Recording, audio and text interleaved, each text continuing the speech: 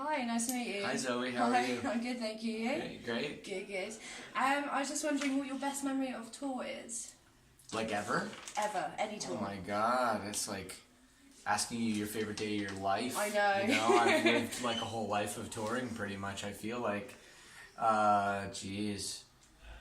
It's like too many to answer, you know. I think we did this one tour a while back in 2015 where we did one of our records from start to finish, and we kind of closed that out in our hometown in Toronto, and it was like a pretty beautiful show, you know, to come back and you know, play that album from start to finish for the people that, you know, were there for us from the beginning. Yeah. And 10 years later, they still, you know, cared so much about the, you know, the music and art we created. That was a pretty cool feeling. It must be an amazing But, feeling. you know, it's like, let's just, you know, pick. I could have probably said 10 different things. Yeah. You know, so many. Fair enough. So.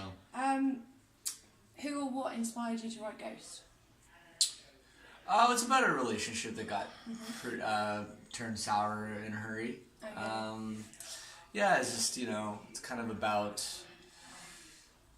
you know, you kind of think, you know, you're secure and whatever it is, and everything is kind of going the way you expect things to go, and then you get a little bit blindsided, and I think a lot of people can relate to that, and, you know, it goes in stages, you know. At first there's sort of a disbelief, and then a sadness, and then an anger, you know, and I think that song is sort of trying to encompass that all those emotions. Makes it sort of easily like relatable to the fans. Yeah, exactly, and I think like that's what I try to do when I write lyrics for the most part. I think, you know, whenever it's based on something that's like real and has really happened to you, then I think it resonates more with other people because, you know, that there's a realness to it that can be relatable. Yeah. But, you know, yeah. And who would you say is like the messiest of you lot on tour? Me, for sure. Yeah? They'd all agree. Oh, bless you. Yeah, my things are kind of everywhere all the time, and it's funny because like at home I'm pretty neat. Like people would come to my house, my apartment, and they'd be like, "Oh, you know, you actually like kind of have things like together a little bit," and then. But on tour, like, I don't know if it's because it's like a small bus. Possibly. There's like a place for everything, but like I tend to leave my stuff around. And yeah, definitely me. Oh, bless you. Who are you sort of jamming at the moment on your Spotify list? Well, yesterday they had that thing with I don't know what they called it, like the best of 2017, and they posted all your statistics, right? And I had, oh my god, I had some embarrassing stuff on there. Like in my top 5 songs, there was a One Direction song. Oh, Christ. I know, right? But I think my artist and album of the year was The Menzingers. Yeah? Oh, okay. After the Party. It's a great record. I listened to it a lot. And it's funny because I listened to it a lot. I feel like I listened to it a lot in the early part of the year. Mm. And I've sort of like forgot about it. But then when I saw that, I was like, oh, it's a great record. I love that record. That's like... So I listened to it again, and I was like, that's got to be my number one album of the year, I think. So. And who would you absolutely want to play with on tour or in the future for any festivals or anything? Who would be your like ideal band or? Well, we just like to play with our friends. Yeah. You know, like sure it could be cool to open for some big, cool artist or whatever, but like for the most part, you know, sorry to spoil the magic of the behind the scenes, but.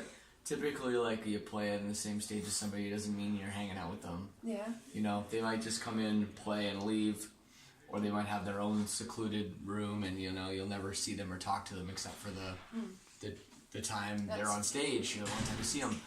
So we like to just hang out with our friends, and, you know, like bands like Beartooth or some of our best friends, and Hands Like Houses is another group, you know, we really dig and love hanging out with, so... That's our favorite. Oh, fair enough. Oh, that's cool.